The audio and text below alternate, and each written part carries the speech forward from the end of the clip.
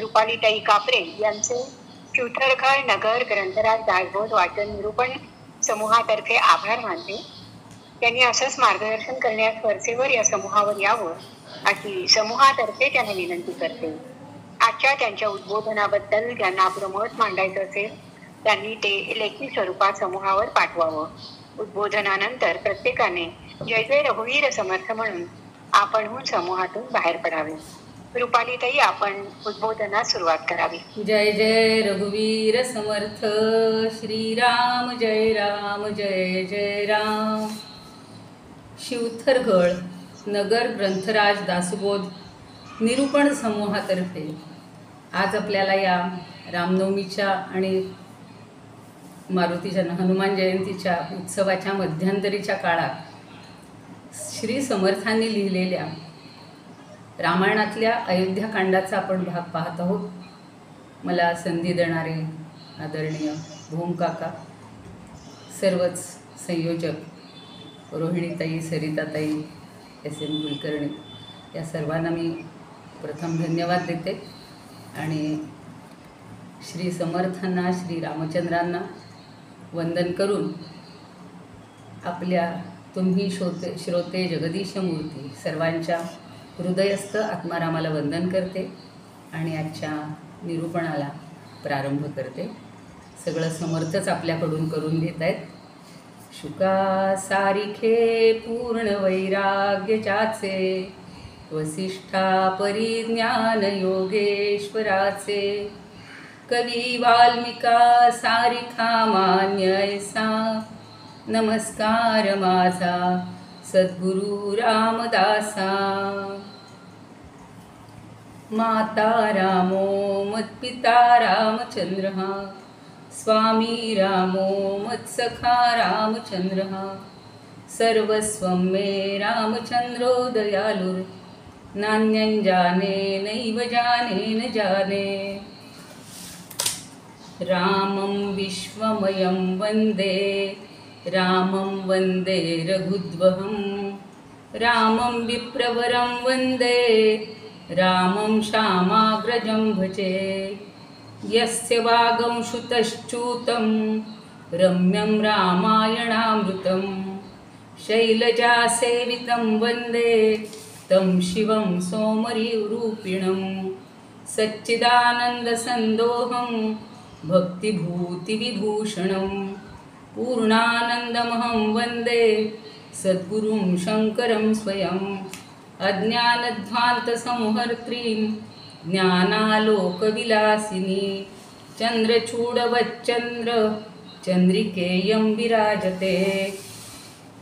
मातृगर्भतो जातः शुक्तितो मौक्तिकं यथा, देशधर्मामृतं यो हि श्रीसमर्थं प्रणौमितं.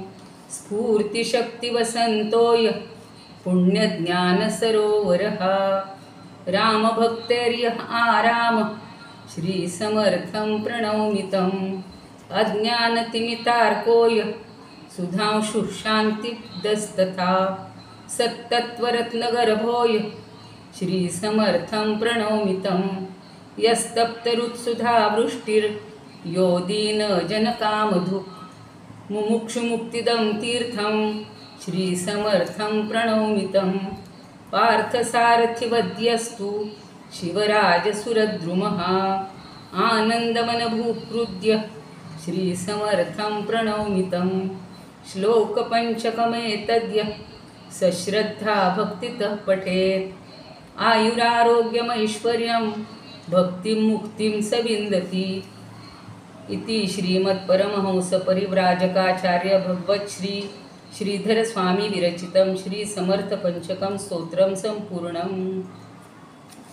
श्री गणेशाय नमः, श्री सरस्वत्यै नमः, श्री गुरवे नमः, श्री रामचंद्राय नमः.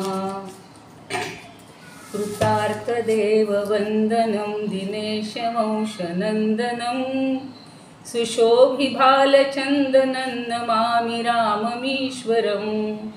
मुनीन्द्रयज्ञकारकं शिलाविपत्तिहारकं, महाधनुर्विदारकं नमामि राममीश्वरं स्वतात वाक्यकारिणं तपोवने विहारिणं करेषु चापधारिणं नमामि राममीश्वरं कुरङ्गमुक्तसायकं जटायुमोक्षदायकं प्रविद्धकीशनायकं नमामि राममीश्वरं प्लवङ्गसङ्गसंसतिं निबद्धनिम्नगापतिं दशास्यमंशसंशतिं नमामि राममीश्वरं विदीनदेवहर्षणं कपित्सितार्थवर्णनं वर्षणं सबन्धुशोककर्षणं नमामि राममीश्वरं गतारिराज्यरक्षणं प्रजाजनार्तिभक्षणं कृतास्तमोहलक्षणं नमामि राममीश्वरम्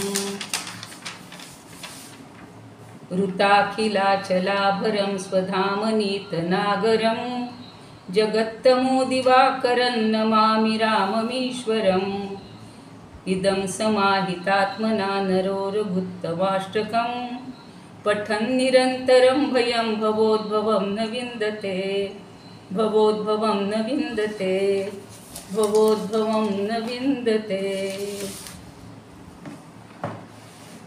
पुन्हा एकदा सर्वांना वंदन करते आणि श्रीरामांच्या आणि श्री समर्थांच्या प्रेरणेनं आज आपल्याला खरं तर रामजन्माचा उत्सव सर्वत्र इतका यावर्षी जोरात साजरा झालेला आहे. आपण सगळे खूप आनंदित झालो की 22 जानेवारीला श्री रामलल्लाचं पुन्हा अयोध्येमध्ये आगमन झालं, विराजमान झालेला. आणि त्यामुळे यावर्षीच्या रामजन्मोत्सवात खूपच उत्साह होता सगळ्यांना. खूप आनंद सगळ्यांनी जल्लोष असा केलेला आहे. अगदी घराघरातून, वाड्या वस्त्यातून, मोठ्या मोठ्या नगरामधून, अयोध्या नगरीत तर काही विचारूच नका. आणि अशा ह्या उत्सवाच्या काळामध्ये आपल्याला श्री समर्थांनी लिहिलेलं रामायण आत्ता ऐकत असताना थोडासा गंभीर विषय आहे, पण मला त्याच्यातून असं सांगायचं आहे की श्रीरामांनी जसं सुखदुःखम समे कृत्वा, त्यांनी कुठल्याच गोष्टीला असं बाऊ केला नाही किंवा दोन्ही गोष्टी समान मानलेल्या आहेत. आणि त्यामुळंच हे दशरथाचा मृत्यू हा एक ह्या अयोध्याकांडातला सगळ्यात महत्त्वाचा असा प्रसंग आपण मागच्या वेळेला पाहिलेला आहे. श्रावणवधाची कथा दशरथांनी कौसल्येला रात्रीच्या वेळेला सांगितली आणि ते सगळी कथा सांगितल्यानंतर ते सांगतात की तो जो मुनिवर्यांनी दिलेला शाप होता तो आता इथे प्रत्यक्षात येत आहे. पण कशी अवस्था झाली आहे दशरथाची की मोठ्या वादळामध्ये वृक्ष उन्मळून पडतात तसा तो म्हणतो की मी उन्मळून पडलो आहे. आणि वनातून परत आलेल्या रामाचं शुभ कुंडलांनी युक्त असं मुख, सुंदर मुख, कमळासारखे नेत्र, असं ते सुंदर मुख मला जे पाहतील ते मनुष्य नाहीत तर ते देवच होत. ज्यांच्या नशिबात ते मिळेल ते खरे श्रेष्ठ. दशरथाला खात्री वाटतच नव्हती. समोर मृत्यू ठाकलेला होता आणि असं म्हणत म्हणत रामाचंच स्मरण करत करत राजा रात्र संपत आल्यावर जसा चंद्र निस्तेज होतो हळूहळू क्षीण होत होत होत जमिनीवर पसरलाय. राम हे पुत्र असं म्हणत म्हणत त्या राजानं आपल्या प्राणांचा आणि आयुष्याचा हा त्याग केलेला. दीनवाणेपणाने शोक करत आपल्या प्रिय पुत्राच्या वनवासामुळं अत्यंत त्रासलेल्या त्या राजानं मध्यरात्र उलटून गेल्यावर आपल्या प्राणत्याग केलेला आहे. आता आज इथपर्यंतचा त्यावेळेला आपण पाहिलेला भाग आणि आपण ते काव्यही पाहिलेलं होतं की दाटला चहूकडे अंधार. आपण त्यावेळेला संस्कृत काव्य फारसं घेतलं नव्हतं. आत्ता एखादं फक्त कडवं पुन्हा आठवणीसाठी घेते आहे. आत्ता जे सांगितलं तसंच. अथा अघटितमधुना भविष्यति कथं स्वर्गसुखं खलु मया विहीनं शृणु दुर्वृत्ते कैकेयी त्वं प्रहास्यसि त्वं भाग्येन समं क्षणेन सौभाग्यं क्षणेन सौभाग्यं. दश दिशं तिमिरमयं जातं दश दिशं तिमिरमयं जातं सीतारामौ प्रपश्यन्ति ये भवन्ति देवास्ते नरलोके अतोऽधिकं किं स्वर्गीयसुखे रामागमनं भूयोऽपि कदा दैवत्तव ज्ञातं प्राणस्याभरणं दश दिशं तिमिरमयं जातं. सगळ्या 10 दिशा या अंधकारानं व्यापलेल्या आहेत आणि सगळीकडे अंधारच दिसतोय असा दशरथ म्हणत आहे. आणि त्याच ठिकाणी त्याचा अंत झालेला आहे.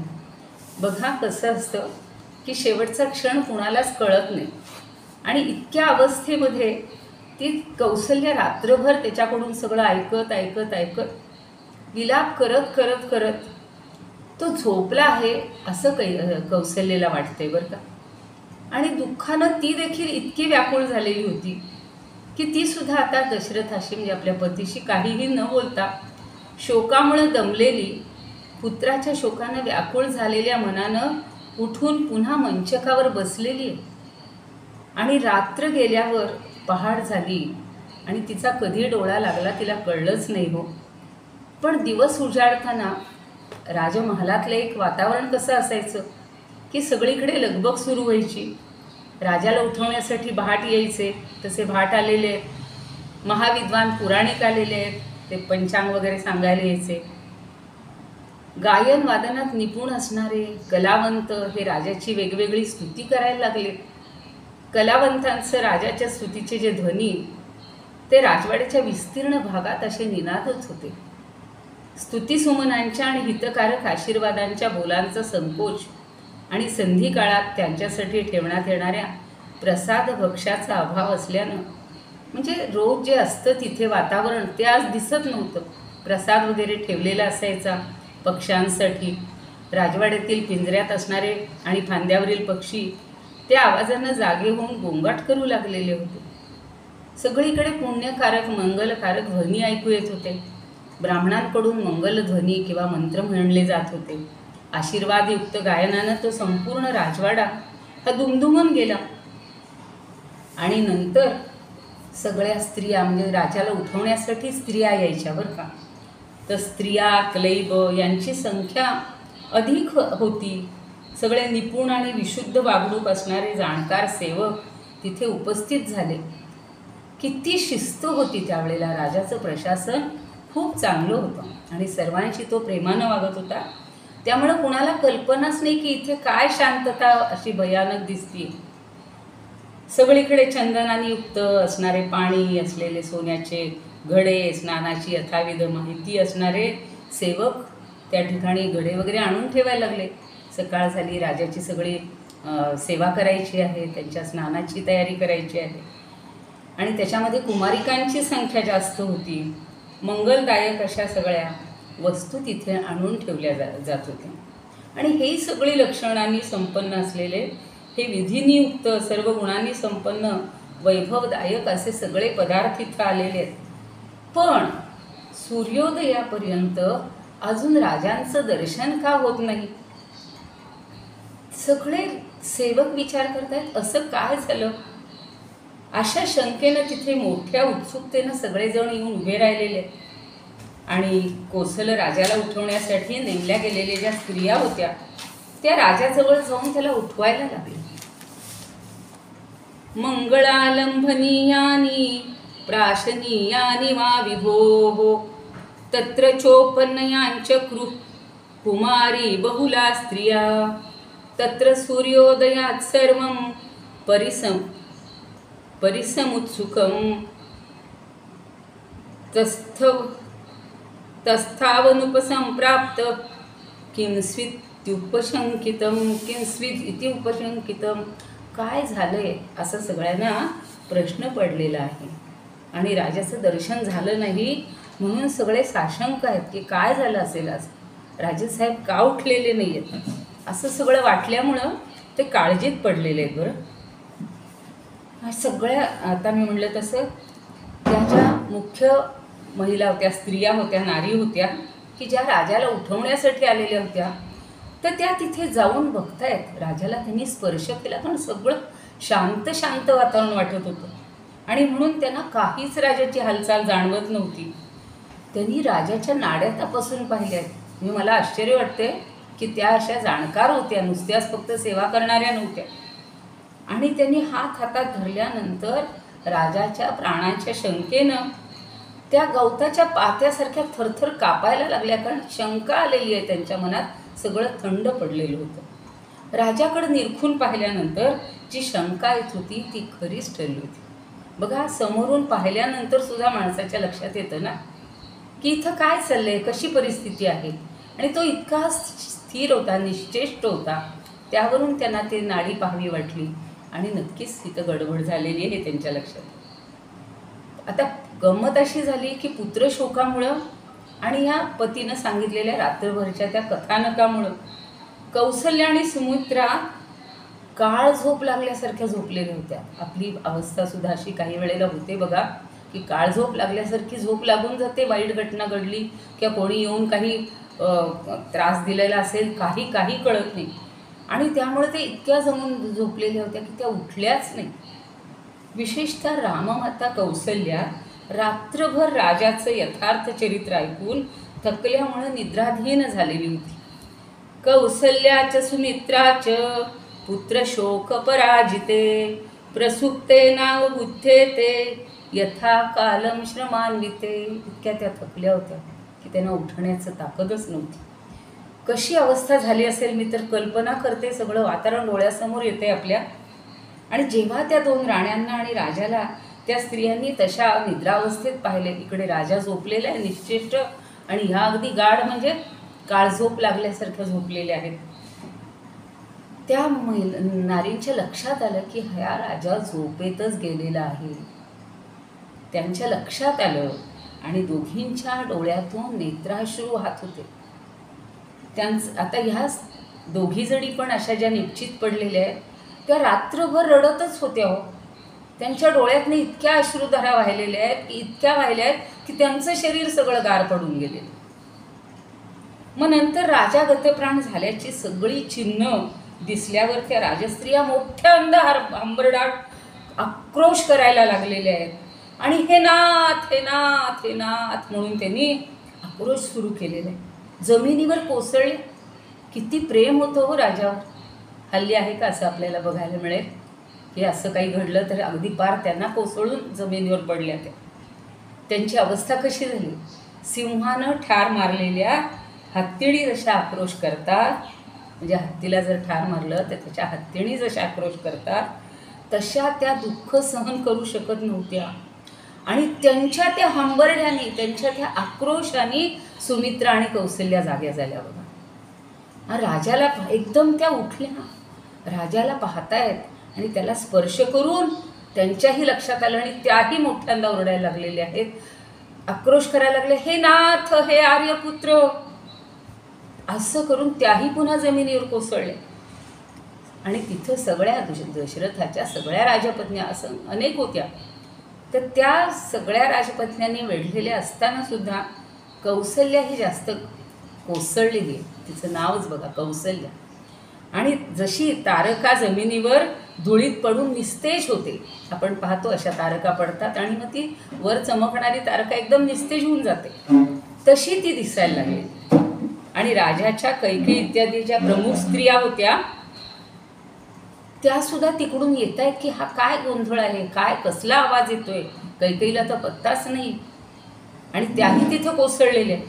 त्यांच्यामुळं तिथल्या आक्रोशात अधिकच भर पडली. मोठा ध्वनी व्हायला लागलाय सगळ्या अयोध्येमध्ये, तर समजायला लागले. आणि त्यामुळे तो प्रासाद दणाणून निघाला. वाड्यात निर्माण झालेल्या आक्रोशामुळे सगळीकडं गोंधळ झालेला आहे आणि सगळे लोक शोकाकुल झाले. सगळे व्याकुळ लोकांचे आक्रंदन सुरू झालेलं आहे. एक कल्पना करा, एक राजा गेल्याचं समजल्यानंतर त्याची प्रजा, त्याचे सगळे सेवक, त्याचे सगळे जे संबंधी आहेत, मित्र असतील, त्यांची काय अवस्था झाली असेल. आणि मग आता सगळ्यांनीच विलाप करायला सुरुवात केली. सगळ्यांनीच विलाप करायचा.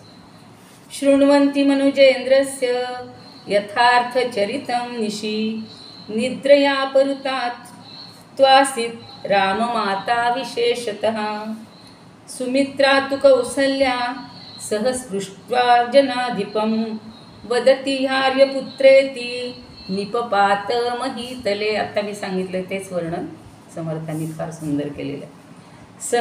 सहनाभि सपत्नीभिर्वेष्टितं जगतीतले न बभ्राजरजोध्वस्था तारेव गगनच्युते. आता सांगितलं तसं तारा जशी एखादी निखळून पडावी तशी ती कौसल्या आता अगदी निस्तेज होऊन पडलेली आहे.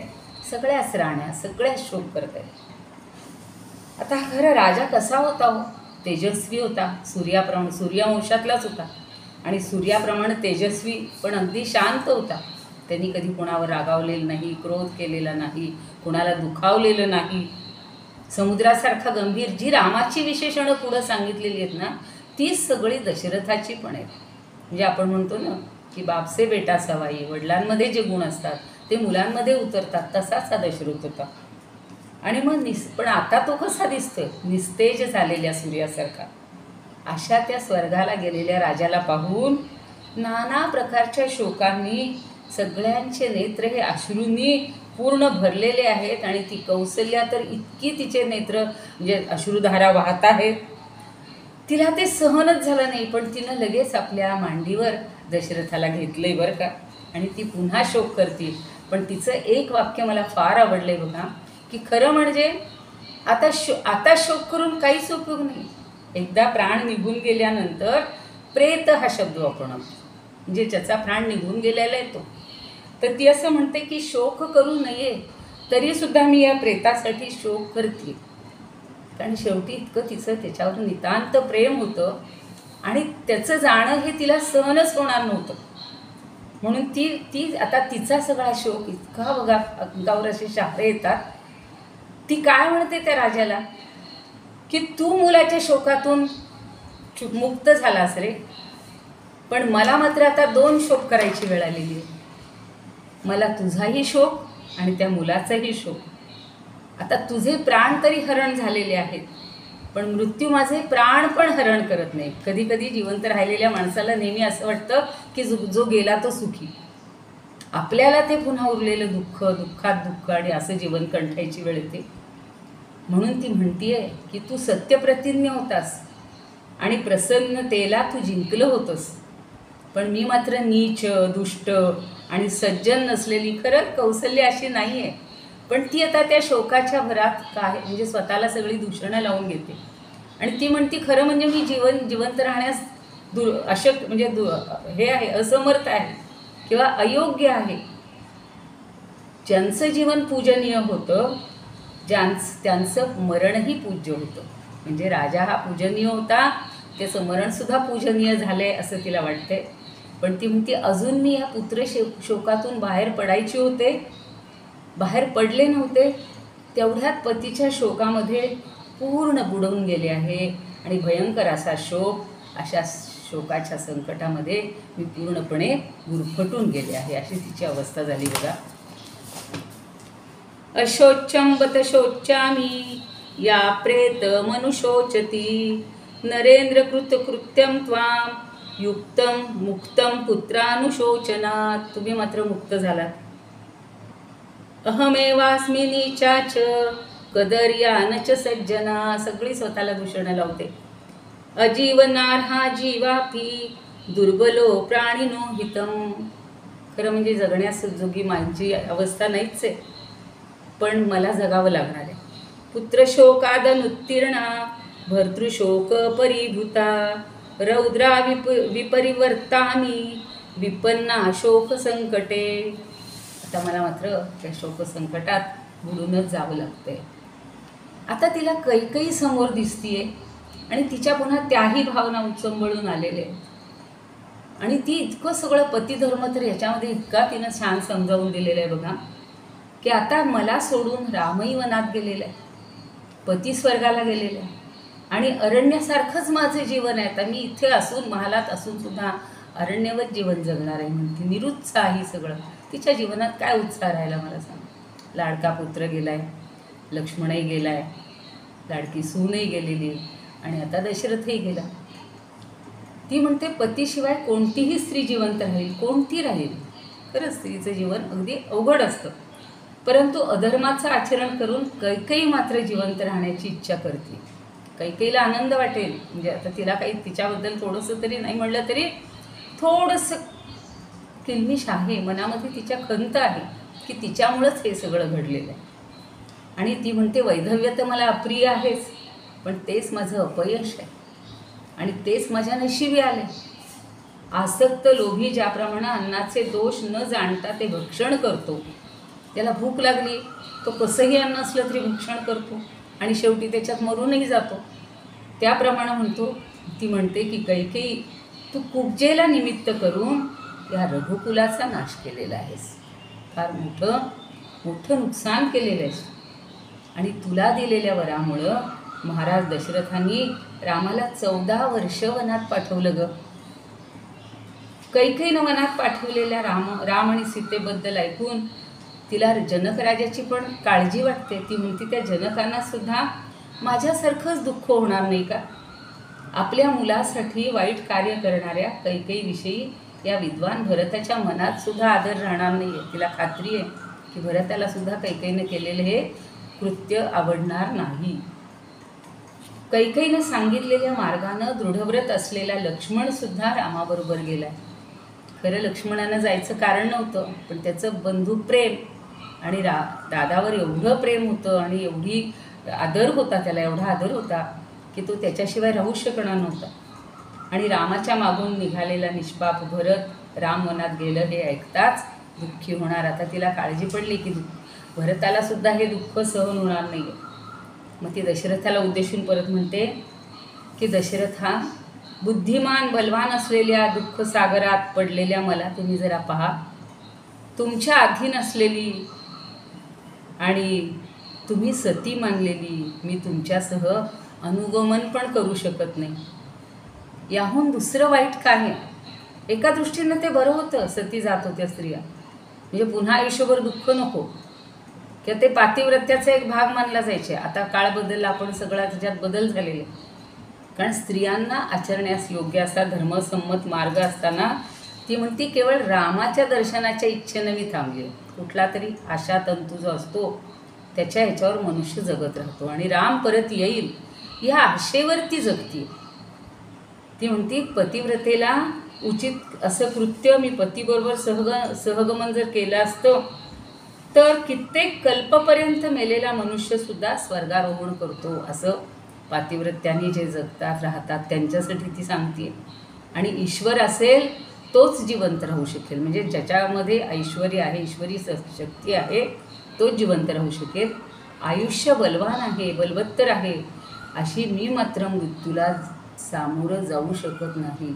कधी कधी मृत्यू येत नाही म्हणून ही खंत वाटते बघा लोकांना, असं दुःख आल्यानंतर.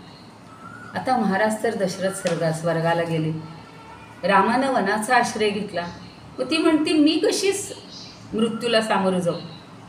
आता एक वटवृक्षाचं उदाहरण देते की ज्याप्रमाणे वटवृक्षाच्या पानांनी सूर्याचे किरण झाकले जातात बघा, वडाची पानाची मोठी असतात ते, त्याप्रमाणे दशरथ आणि राम यांना दुरावलेली मी आता काय करू. माझं जीवन असंच आता झाकलेलं आहे. आता ती राम आणि लक्ष्मणाला साथ घालते की अरे रामा लक्ष्मणा तुम्ही कुठे आहात. अरे दुःखी असलेल्या माझ्याकडं न पाहता निघून गेलेली धर्मज्ञ सीते तू कुठे आहेस. धर्म जाणणाऱ्या सीते धन्य आहेस ग. तिला आता बरं वाटतं, बरोबर वाटतं की सीतेला खरं राम नेत नव्हता, पण सीता म्हणते की हा माझा पतिव्रता धर्म, हा माझा धर्म आहे. जिथे राम तिथे सीता. तो काट्यातून जाणार मीही काट्यातून जाणार, तो वनामध्ये राहणार मीही वनामध्ये राहणार. आणि म्हणून ती आता तिला म्हणते की तू खरी धन्य आहेस. पतीच्या सुखदुःखामध्ये समानशील असलेली पतीकडून कशाची इच्छा करेल. दुसरं काही नाही, त्याच्याबरोबर राहणंच तिला पसंत असतं. आता पतीला प्रथम बंधू आणि पतीलाच प्रथम गुरु मानलं जातं. कारण जसं माता रामो मतपिता रामचंद्रा तसंच असतं की पती हा सर्वच असतो. पती असतो, बंधू असतो, गुरु असतो, आणि तोच ती म्हणते पती हाच यज्ञसुद्धा असतो. पती हाच आश्रय असतो. पुत्राच्या आणि पतीच्या शोकानं विलाप करणारी ती कौसल्या हरिणीप्रमाणे आक्रोश करत होती. आणि अश्रूंचा वर्षाव करणाऱ्या कौसल्याची सांत्वना करण्यासाठी अनेक तपस्विनी स्त्रिया तिथं आलेल्या आहेत. अहो गुरु आता कसं आहे, शोक तर कुरवाळत बसता येत नाही, पुढची व्यवस्था करायला पाहिजे. अचानक म्हणजे तसा अपघातीच गेलेला आहे, अचानकच गेलेला आहे राजा. मग याच्या पुढे काय, हे सगळं त्या श्रेष्ठ पुरोहितांना, प्रधान पुरोहितांच्या जबाबदारीवर आहे आता सगळं. आणि म्हणून ते म्हणत आहेत की आता ही कौसल्याची तर अशी अवस्था झालेली आहे, पण आता आपण अमात्यांना बोलवून यथायोग्य मंत्रणा, विचार, सल्ला मसलत घेतली पाहिजे. म्हणून त्यांनी सगळ्या अमात्यांना बोलावलं, त्यांच्याशी चर्चा केलेली आहे, विनिमय केला. आणि राजाचं शरीर आधी, आता पहिली व्यवस्था काय असते आपली, संस्कार करणं. पण 4ही पुत्र जवळ नाही आहेत, कसा त्याचा संस्कार करायचा. आणि म्हणून त्याचा देह हा तेलाच्या द्रोणीमध्ये ठेवण्याचा निर्णय घेतला. सुरक्षित, बघा पूर्वीच्या काळची ही व्यवस्था, हल्ली बर्फात वगैरे ठेवतात, पण ही व्यवस्था त्यावेळची ही एक शास्त्रशुद्ध पद्धत आहे. आणि त्याच्यानंतर भरताला आणण्यासाठी अमात्यांची योजना केली. कारण राजाचं सगळं कृत्य, और्ध्वदेहिक जे म्हणतो आपण, ते करण्याची सगळ्यांना चिंता होती. आणि पुत्राशिवाय राजाचा और्ध्वदेहिक कोण करणार, म्हणून एक तरी पुत्र इथं पाहिजे. भरत शत्रुघ्न तिकडे आजोळी गेलेले आहेत, हे दोघं वनात गेलेले आहेत. आणि राजाचं कलेवर आता सुरक्षित ठेवण्याचं त्यांनी ठरवलं. तेलाच्या भांड्यात त्याला सुरक्षित ठेवलं. सगळ्या राजस्त्रिया अजूनही शोक करतायत. आपल्याकडं पाहतो आपण असा हात वर करून करून अरे अरे अरे अरे असं त्यांचा शोक चाललेला आहे. कोणी मूर्छित होत आहेत, कोणी भूमीवर निश्चेष्ट पडतायत. आत्ता जसं सांगितलं तसं नक्षत्राशिवाय रात्र जशी शोभून दिसत नाही, तशा त्या स्त्रिया सगळ्या अगदी अशा म्हणजे कांतिहीन झालेल्या होत्या. आणि अयोध्या नगरीच अशी निस्तेज झाली होती, शून्य वाटायला लागलेली होती. त्या इतक्या शोकाकुल झालेल्या होत्या की त्यांनी, आता बघा आपण म्हणतो की त्या दिवशी अन्न करायचं नसतं, शिजवायचं नसतं, आपण इच्छाच होत नाही ना, कोणीही अन्न शिजवलेलं नाही आपापल्या घरांमध्ये. आणि सगळे लोक म्हणजे नक्षत्र लोक पावल्यावर जशी रात्र भयाण वाटते, तशा त्या राजाशिवाय ती नगरी सगळी प्रभावहीन झालेली आहे. नगरातील सगळी माणसं, स्त्रिया त्या कैकेयीची निंदा करायला लागलेली आहेत. आणि राजाच नष्ट झाला तर आता कोणाची लाज बाळगावी असं त्यांना सगळ्यांना वाटते. राजा मृत झाल्यावर असा कोणीही नव्हता की जो कोणी दुःखी झाला नाही. आपण ज्याला म्हणतो A to Z, सगळे दुःखी झालेले. आणि असा हा सगळा आता वसिष्ठांनी महत्त्वाचा निर्णय घेतलेला आहे की आता भरत आणि शत्रुघ्नाला लवकर ताबडतोब आणायचं आहे. इति सा सुतशोकस्य पतिलोकस्य चोभयोः विलपन्ति स्थिता मध्ये क्रोशन्ति कुररी यथा सर्वदानावृतद्वारो वसिष्ठो गुरुसत्तमो. त्या शरीरं कौसलेंद्रस्य तैलद्रोण्यामनानयत, आत्ता सांगितलं तसं त्या तैलद्रोणीमध्ये नेलं. नराश्च नार्यश्च समेत्य सर्वशो विगर्हयन्त्यो भरतस्य मातरं यथा नगर्या भरत नरनाथ संक्षये बभूरार्ता न च शर्मलेभिरे. त्या नगरीतला कोणीही सुखी नव्हता, सगळ्यांना अतिशय दुःख झालेलं होतं. आता ती मंत्रणा काय चाललेली बघा, आपल्याला सगळ्यांना माहिती आहे. वसिष्ठांनी सल्ला दिलेला आहे, भरताला आणण्यासाठी लगेच दूत पाठवत आहेत आणि तीच योजना आता सुरू झालेली आहे. सकाळची फक्त वाट पाहत होते सगळे, पहाट झाली. सगळे राजकर्ते, द्विज आता त्यावेळेला आलेले सगळे, इतकं सुंदर वर्णन आहे ना, सगळं फक्त संस्कृत वाचत राहावं असं वाटतं, पण आपल्याला वेळ नसतो. तर मार्कंडेय, वामदेव, कश्यप, कात्स्यायन, जाबाली, गौतम असे सगळे महान यश लाभलेले महर्षी सगळे मिळून सभेत जमलेले होते. सगळ्यांनी वसिष्ठ जे राजपुरोहित आहे, श्रेष्ठ होते, त्यांच्याशी अमात्यांना बरोबर घेऊन विचारविनिमय केला. आणि वर्षाप्रमाणे दीर्घ भासणारी रात्र ती संपलेली आहे. पुत्रशोकानं मरण पावलेला राजा असताना अशा वेळी आजोळी असलेले भरत आणि शत्रुघ्न या दोघांना आणण्याची तयारी केलेली आहे. आता राज्य अराजक झालं तर काय काय होतं, आणि राजा असला तर ती नगरी म्हणा ते राज्य कसं संपन्न असतं याचं इतकं सुंदर वर्णन एका 17व्या सर्गामध्ये केलं आहे बघा. की राजाच जर नसेल तर राज्यामध्ये अराजक माजतं आणि मग राज्याचा नाश होतो. तर तो नाश होऊ नये असा विचार केला आणि एकाला तरी राज्यावर बसवलं पाहिजे ताबडतोब. आता काहीही वेळ घालवून चालणार नाही आणि राज्याची सगळी क्रियाकला पूर्वीप्रमाणे चालू राहू देत. म्हणजे ब्राह्मण यज्ञ करू लागतील, आपापले नित्याचे व्यवहार सुरू होतील, पण आधी राज्यावर राजा बसलेला पाहिजे. भो भो विजय, आणि त्यांनी कुणाकुणाला पाठवलं का, भो भो विजय सिद्धार्थ जयंत अशोक गच्छत, यांची नावं असणार आहेत. विजय सिद्धार्थ जयंत अशोक गच्छत सांग जा म्हणतायत सगळेजण. कैकेयो न्याय तो वाच्यम शासनात त्वरितो मम, माझ्या आज्ञेवरून तुम्ही त्वरित जा. आणि पुनरे हितस्त्वां कुशलम प्राह सर्वे च मंत्रिणः त्वरमाणश्च निर्याही कृत्यं च अन्यच्च किं त्वया. आता काही वेळ घालवू नका, आता काय करायचं, दुसरं काय करायचा विचार करूच नका. कारण का, राष्ट्राला वाढवणारे अनेक सामाजिक सण उत्सव हे साजरे केले जातात. जसं आपल्याकडेही बघा ना, दर महिन्याला काही ना काहीतरी सण उत्सव असतो आणि ते आपण परंपरेनं चालत आलेल्या सगळ्या गोष्टी करत असतो. पण जर असं राज्यावरच जर संकट आलं तर बघा मोठा शोक, सगळ्या राज्याचा, सगळ्या देशाचा, राष्ट्राचा तो शोक मानला जातो की नाही. 10 दिवस आहेत आणि मग कोणी वाजवायचं नाही, सनई नाही, वाद्य नाही. तशा प्रकारे आता ते म्हणतात की राजा जर बसला तर पुन्हा पहिल्यासारखे सगळीकडे उत्सव चालू होतील, जनपदामध्ये जागृती येईल.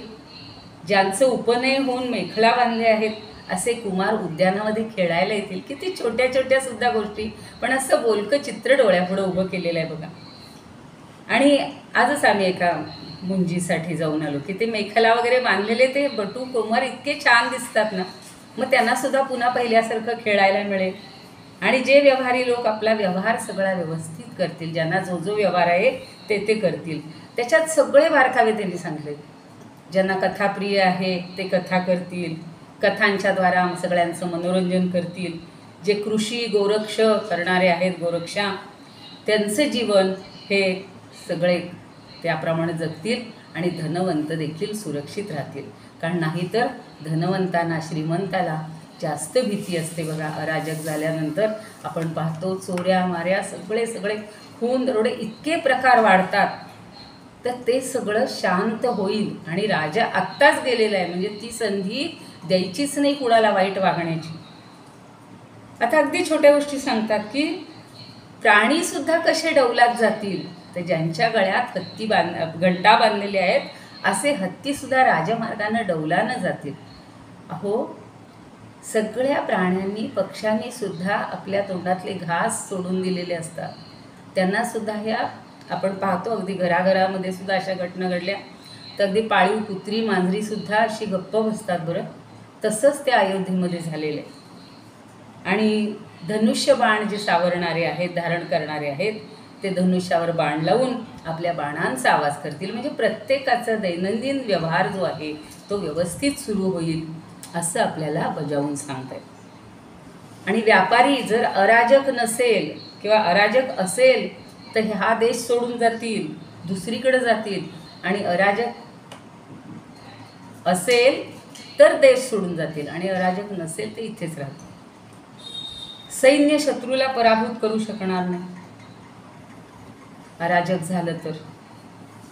गायी तृण नसलेल्या वनात जात नाहीत, त्याप्रमाणे पाणी नसलेल्या नद्या वाहत नाहीत. तसं अराजक असलेलं राष्ट्र हे असं निर्जीव किंवा असं सगळं चैतन्यहीन होईल. आणि अंध असलेला जसा काही जाणू शकत नाही त्याप्रमाणे राजा नसेल तर त्या राज्यामध्ये सज्जन दुर्जन हे सगळे विभागले जातील. म्हणजे सगळीकडे असं दुःखी आणि शांत वातावरण जे बघावंसंच वाटत नाही, कल्पनासुद्धा आपण करू शकत नाही. जिथे चैतन्य सगळीकडे. आता बघा ना, आत्तासुद्धा काय त्या अयोध्या नगरीमध्ये केवढी संपन्न, केवढी समृद्धी आणि केवढा आनंद जल्लोष. अजूनसुद्धा तिथल्या जर सगळ्या पूर्वीचे हे आत्ताचे कार्यक्रमाचे आपण प्रसंग पाहिले आणि अजूनही चालू आहेत. आत्ताच कोणी म्हणतात की आम्ही जाऊन आलो बरं, अयोध्येला जाण्यासाठी सगळेजण उत्सुक आहेत. तर असं सगळं हे त्यावेळेला तिथं होऊ शकेल. आणि म्हणून त्वरमाणस्य निर्याही कृत्यं च अन्यच्च किंत्वया न चास्मै प्रेषितं बंधुं माच्चास्मै पितरं मृतं. फक्त आता त्या ह्यांना पाठवणार आहेत ना, तर त्यांना काय काय सांगतायत, त्यांना सगळी काळजी घ्या म्हणून सांगणार आहेत. तर आता ते थोडंसं बघूया की त्या सेवकांनीसुद्धा काळजी घ्यायची तिथे गेल्यानंतर. इकडची खरी परिस्थिती सांगायची नाही आहे, पण आत्ता फक्त अराजक झालं तर काय होईल हे सगळी आत्ता त्यांची मंत्रणा चाललेली आहे. आणि जशी सागर आपली मर्यादा ओलांडत नाही म्हणून इक्ष्वाकू वंशामध्ये सुद्धा जन्मलेल्या राजपुत्रांना ब्राह्मणाकडून राज्याभिषेक केला म्हणजे राज्य निष्कलंक होईल, असा हा सगळा मंत्रणेचा 70वा हे झालेला आहे. आणि मग आता त्या दूताला पाठवत आहेत. आता मी म्हणलं तसं सगळ्या दूतांना लवकर जा सांगितलेलं आहे, पण तिथं गेल्यानंतर काय करा, तर ही वार्ता मुळीच सांगायची नाही बरं का. बंधू वनात गेलेला आहे, पित्याचा मृत्यू झालेला आहे, हे काहीही न सांगता फक्त वस्त्र भूषण अलंकार सगळं घेऊन जा. म्हणजे त्या दुःखाचा कुठे तिथे त्यांना दुःखाची छटासुद्धा दिसता कामा नये. सगळं जैसे ते आहे असं भासवून त्याला घेऊन या. आपल्याकडे सुद्धा बघा अशी घटना घडली तर कोणी सांगत नाहीत गेलेत म्हणून. अहो तुमची आठवण काढतायत ना, त्यांना वाटते तुमच्याबरोबर 4 दिवस राहावं म्हणून चला असं म्हणून आणलं जातं. नाहीतर माणसाला एकदम तो शॉक होतो की ती घटना सहन होत नाही. तसं आता त्या दूतांना सांगितलं की तुम्ही जा आणि ही वार्ता मात्र काही सांगू नका. भवन्तं शासनात् गत्वा राघवाणामिमं क्षयः सप्तरात्रेण ते तत्र गत्वा राजगृहं वर प्रययु सप्तमी रात्री दूतास्ते श्रांत साहसाः. ते दमले नाहीत बरं. 7 दिवस अखंड चालत राहिलेले आहेत आणि तिथपर्यंत पोहोचलेले आहेत. आता पोहोचल्यानंतर ज्या वेळेला दूत नगरात पोहोचत होते त्याच वेळेला, म्हणजे ती रात्रीची वेळ असेल नक्कीच, त्याच वेळेला भरताला भयंकर स्वप्न पडतं. आपल्याकडे ही स्वप्नाची पण एक काही हे आहे बरं का, की काही घटना अशा अगोदरच संकेत असतो, तो कळतात. आणि ज्या रात्री या दूतांनी त्या नगरीत प्रवेश केला त्याच रात्री भरताला वाईट स्वप्न पडले. आणि ते इतकं अप्रिय स्वप्न पाहून भरत एकदम घाबरून गेलाय, अस्वस्थ झालेला आहे. आपल्या प्रियजनांकडून ताप करून घेणारी ती वार्ता ऐकून भरत अतिशय दुःखी झाला. म्हणजे स्वप्नात त्याला ते सगळं समजलं. आपण म्हणतो ना टेलिपथीनं, आंतरिक सगळे जे संदेश असतात ते बरोबर त्या माणसाला मिळतात. आणि तसे त्याही काळात तेच त्यांनी दाखवलेलं आहे की भरताला आधीच समजलं हे सगळं. आता त्याच्याबरोबर नेहमी मित्र असायचे, त्यांच्याबरोबर त्यांचे आलाप व्हायचे, संवाद व्हायचे. आता ज्या वेळेला भरत, मागे आपण पाहिलेलं आहे बालकांडामध्ये, की ज्या वेळेला भरत तिकडे गेलेला आहे त्यावेळेला इकडून सांगितलेलं होतं की त्याच्या आजोबांनी पण तिथे गेल्यानंतर सांगितलं की तुला या सगळ्या गोष्टी शिकून घ्यायच्या आहेत. राजकुमारांनी नुसता असा आनंदात ऐशारामात सुखात असा काळ घालवायचा नसतो आणि शिकण्यासाठी गेल्यावर तर मुळीच नाही. मग त्याप्रमाणे जे गाणारे होते ते गात होते, म्हणजे मित्रांबरोबर काय काय चाललेलं होतं ते तिथं छान वर्णन केलेलं, की नृत्य करणारे, गायन करणारे, नाना प्रकारचे हास्यविनोद करणारे, प्रिय बोलणारे आणि सगळे असे मित्र त्याचे किंवा त्याचा सगळा मित्रपरिवार नाना प्रकारच्या गोष्टी सांगून त्याला रिझवत असूनसुद्धा भरताचं मन आनंदित होतच नव्हतं, कारण त्यानं ती रात्री स्वप्नात गोष्ट पाहिलेली. आणि मी इथं सखी असा शब्द वापरलेला आहे मित्रासाठी. आपण सखी हा स्त्रीलिंगी वापरतो, इथे तो पुल्लिंगी वापरलेला आहे. की त्या सगळ्या मित्रांनी वेढलेल्या त्याच्याजवळ बसलेल्या भरताला प्रिय मित्र विचारत आहे, अरे मित्रा भरता, का झालंय तुला? तू का आनंदी नाही आहेस?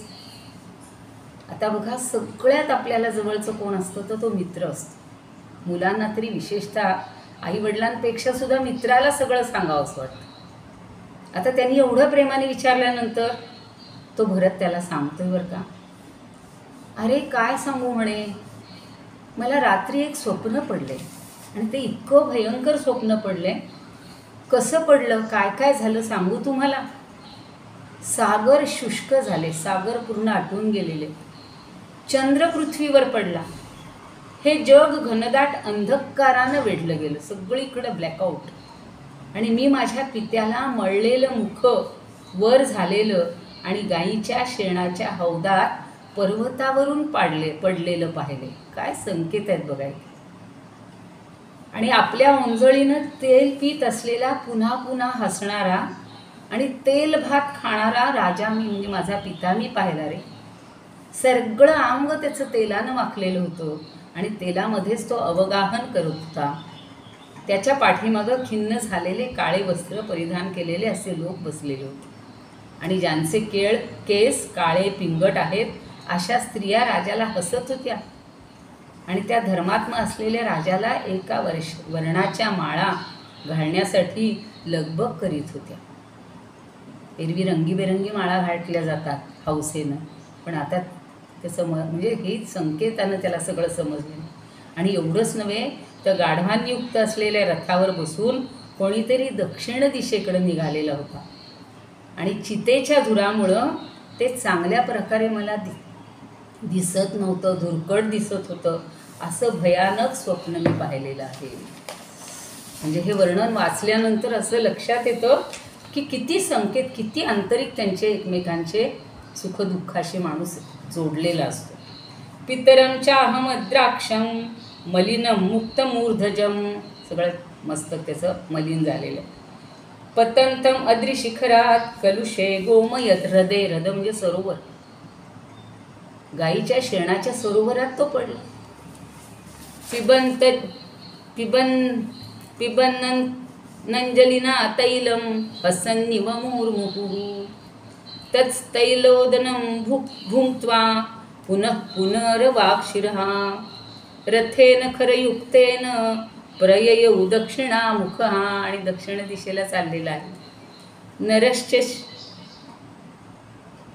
भुवी कश्चित खरयानेन गच्छती, खरं म्हणजे गाढव, गर्दबांच्या यानातून जात होता. इमांच दुःस्वप्न गतिम निरीक्ष अनेक रूपा मनिचिंतिता पुरा भयं महन्मे हृदयं न बुध्यते प्रगृह्य विलपन्यनाथवत. तो एखाद्या अनाथासारखा विलाप करत असताना मी त्याच्याकडे पाहिलेलं आहे. तर हे सगळं वातावरण, म्हणजे हे स्वप्न पाहिल्यानंतर मी खडबडून जागा झालो आहे आणि मला काहीच सुचत नाही, असं तो सगळ्या आपल्या मित्रांना सांगतो. आणि मी इतका भयभीत झालो की मी इतका विलाप करत आहे. आता बघा संकेत, म्हणजे मी म्हणलं तसं इकडे त्याचे दूत त्याला न्यायला आलेले आहेत आणि त्याच वेळेला हे स्वप्न सगळं त्याला पडलेलं आहे. आता भरत निघणार आहे तिकडे जाण्यासाठी. ते दूत बघा आल्यानंतर काय काय सांगतात, अगदी थोडं एक 5-10 मिनिट घेऊ आपण. की हृदयाला घरं पाडणारं, आकाशाला झाकून टाकणारं भयंकर दुःस्वप्न या भरताकडून ऐकल्यानंतर, आता मित्र बघा, असे तरुण मित्रांमध्ये हे असला गांभीर्य वगैरे नसतं आणि मित्राची समजूत घालताना सुद्धा कदाचित त्यांनी तो विषय मुद्दाम एवढा गांभीर्यानं घेतला नसेल. तर ते काय म्हणतात, अरे काकुत्स्था, तू शोक करू नकोस, स्वप्न हे स्वप्नच असतं. आता हल्ली पण असं म्हणतात ना, स्वप्नाला काय, पण ज्योतिषशास्त्रामध्ये स्वप्नाला सुद्धा अर्थ मानला जातो आणि स्वप्नावरून काय पुढे घडणार आहे ते.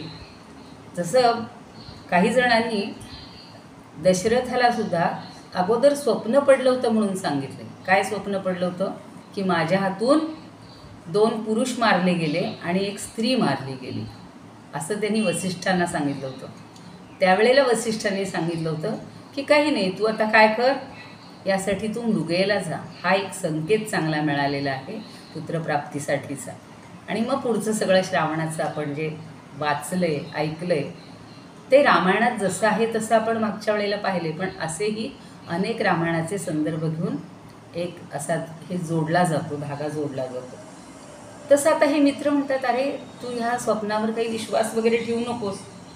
स्वप्न ते स्वप्नच असतं, ते कोणत्या तरी निमित्तानं आपल्याला दिसत असतं आणि देवांच्या ब्राह्मणांच्या पूजनानं तू त्या स्वप्नाच्या पापापासून मुक्त होशील. म्हणजे त्याच्यावर काही उपाय आहे हेही त्यांनी मान्य केलेलं आहे, तेही त्यांना माहिती. मग त्याची समजूत घालण्यासाठी ते छान सांगतं आणि दैवाच्या आघातांना दैवच दूर करू शकतो. तर आपल्याला पुढे आता रामाचं आपण गीत ऐकणारच आहोत की दैव जात दुःखे भरता. म्हणजे दैव आपण कशामुळे ओलांडून शकत नाही, दैवाचं निवारण हे दैवच करू शकतं असं इथे सिद्धांत सांगितले. आणि एवढं झालं तरी तो स्वप्नाचाच विचार करत होतो, तो स्वप्नाबद्दलच बोलत होता. आणि त्याच क्षणी ते जे दूत आहेत ते प्रवेश करून राजसभेत पुरोहितांसह राजा येऊन बसला असताना, स्वतः त्याचे आजोबा जे आहेत ते बसले असताना राजाला नमस्कार करून भरताला म्हणतायत. आता तिथे भरतही त्या सभेमध्ये आलेला आहे आणि मग सगळ्या मंत्र्यांनी आणि पुरोहितांनी तुझं कुशल विचारलेलं आहे. कसं आहे की एकदम फक्त भरताला भेटणं योग्य नाही, ते राजांच्या देखतच बोललं पाहिजे. आणि तू विलंब न करता अयोध्येला निघण्याची तयारी कर असा त्यांना संदेश दिलेला आहे. आणि अरे निष्पाप भरता, ही वस्त्र, हे बहुमोल दागिने सगळ्या ह्या राजासाठी, तुझ्या मामासाठी आणि तुझ्यासाठी, तुमच्यासाठी हे सगळं दिलेलं आहे, ते तू स्वीकार कर. आणि आपल्या प्रेमी सुहृदजनांसाठी सगळं घेऊन त्या दूतांचा योग्य सत्कार त्यांनी केलेला. नुसतं आणलं की काम होत नाही, आपल्याकडं देवाण आणि घेवाण असं म्हणतात की नाही. त्यांनी एवढ्या सगळा नजराणा, सगळ्या भेटवस्तू आणलेल्या होत्या म्हणून त्यांचाही सन्मान हा केला गेला. पण भरताच्या मनामध्ये कुठंतरी रुखरुख आहे. तो पटकन विचारतो, माझे पिता दशरथ कुशल आहेत ना? राम लक्ष्मण पिता हे आरोग्यवान आहेत ना? आर्यांच्या चरणकमलाशी धर्माप्रमाणे वागणारी बुद्धिमान रामाची माता कौसल्या आरोग्यमय आहे ना? सगळ्यांची चौकशी करतो. आणि जिनं धर्मज्ञ लक्ष्मणाला जन्म दिला ती सुमित्रा माता सुखरूप आहे ना? आणि जिनं महात्मा आरोग्यवान शत्रुघ्नाला जन्म दिला तीही सुमित्रा आरोग्यवान आहे ना? पण आईबद्दल तो इथं सुद्धा काय म्हणतोय बघा. म्हणजे पुढंच त्याला समजणार आहे तेव्हा तर तो संतापतोच, पण आईचं त्यांनी जे निरीक्षण केलेलं आहे, आपली आई कशी आहे तिच्याबद्दल चौकशी करताना तो असं नाही म्हणत आरोग्यवान आहे का. तो विचारतो, स्वतःचा फायदा पाहणारी, सदा प्रचंड क्रोध करणारी, मनस्विनी, क्रोधानं आंधळी होणारी माझी माता कैकेयी आरोग्यवान आहे ना? केली चौकशी, पण स्वतःसाठी जी झटते, स्वतःचाच स्वार्थ जी पाहते आणि प्रचंड सगळ्यांवर क्रोध करते आणि क्रोधानं आंधळी होते, अशी माझी माता सुखरूप आहे ना? ती मला काय म्हणाली? राजपुत्रानं विचारल्यानंतर विस्तारपूर्वक पण संक्षिप्त वाक्यात आता ते सगळं दूत त्यांना सांगणार आहेत. काय म्हणतात की अरे नरव्याघ्रा, ज्यांचं तू कुशल विचारलेस ना ते सगळे कुशल आहेत आणि कल्याणकारी अशी लक्ष्मी तुला वरते आणि रथ जोडलेले आहेत. चल बाबा, म्हणजे आता तुला कल्याणकारी लक्ष्मी वरते म्हणजेच आता हे असं सूचित केलेलं आहे की आता तुझी राजलक्ष्मी ही तुझ्या येण्याची वाट बघती आहे. आणि त्यांचं बोलणं ऐकल्या आता त्याला इथे आजोळी राहण्याचा अजिबात मोह नाही. लगेच त्याला वाटते की चला, तो आपल्या आजोबांना मामांना नमस्कार करतो, वंदन करतो आणि म्हणतो की महाराज, हे दूत मला नेण्यासाठी आलेले आहेत, तर मी आपल्या आज्ञेनं, गुरूंच्या आज्ञेनं पित्याकडे जाईल, माझ्या मोठ्या भावाला भेटील आणि तुम्ही माझी आठवण करत राहा बरं का. त्यावेळेला मी पुन्हा, तुम्ही जर आठवण काढली तर मी परत तुमच्याकडे येईल आणि कृपया मला आता जाण्यासाठी परवानगी द्या, असं म्हटलेलं आहे त्यानं, विनंती केलेली आहे. आणि लगेच आता तो परत निघाला आहे तर किती दिलं आहे बघा त्याच्या आजोबांनी. हत्ती, रथ, महावस्त्र दिलेली आहेत, भरताचा सत्कार केलेला आहे, भरपूर धन दिलेलं आहे आणि अमात्यांना उचित अशी वस्त्र दिली, त्यांचाही सत्कार केला आणि भरताच्या अनुयायांचाही सत्कार केला. असं सगळं झालेलं आहे.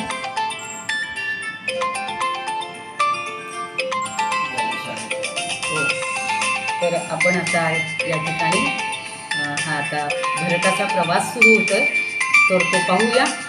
आणि भरताला अयोध्येमध्ये आणण्यासाठी हे दूत आता परत येत आहेत, ते पुढच्या भागात बघूया.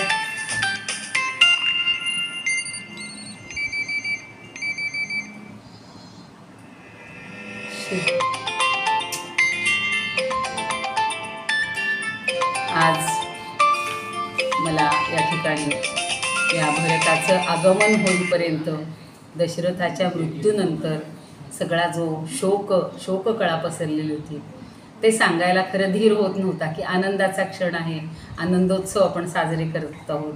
पण शेवटी कसं आहे की मला एक मन वाटलं होतं की आता परवा दिवशी हनुमान जयंती आहे, तर आपण हनुमंताचं सुंदरकांडामधलं सांगावं. पण आत्ता आपल्या नियमानुसार आपण अयोध्याकांडातलाच हा भाग पाहिलेला आहे. आपण सगळ्यांनी मनापासून ऐकून घेतला.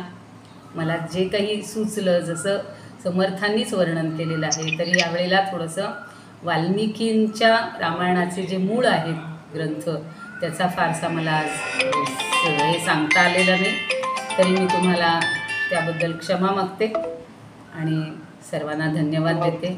जय जय जय जय रघुवीर समर्थ. जय जय रघुवीर समर्थ. कुणाचा तरी फोन आल्यामुळे जरा डिस्टर्ब झाले. मला खरं शेवट एक गीत थोडंसं घ्यायचं होतं, पण ठीक आहे. जय जय रघुवीर समर्थ. जय जय रघुवीर समर्थ.